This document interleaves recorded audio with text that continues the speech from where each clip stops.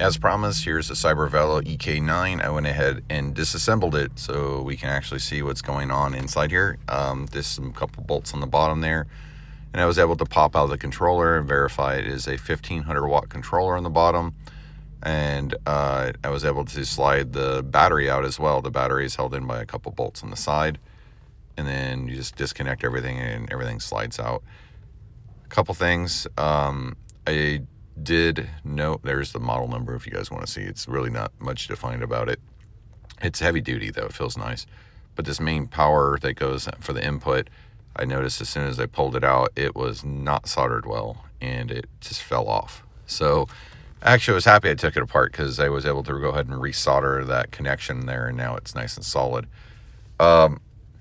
The battery itself is, as promised, a 52 volt 40 amp hour battery. It is in epoxy there, so it just has the output and the charger portion of it. The management system seems to be kind of built into the battery itself, which is interesting. So, but that's the way that they built it. I don't know why I'm hanging out on this side. Anyways, you can see the connector, that's for the charger, and then the thicker ones where it connects for the output.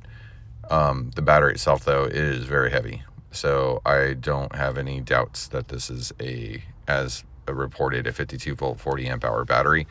It feels built very well, and it says LG cells, so that's, I think it's going to be a good battery. It's been good for me so far. So anyways, I just want to show you that portion. We're going to go from the bottom here and see the sleeve where it slides up. The fun part, or not fun part, was putting this thing back together. It was not easy to get it back together once I took it apart. Anyways, I just want to show you everything that was on here as promised, and if you have any questions, please ask.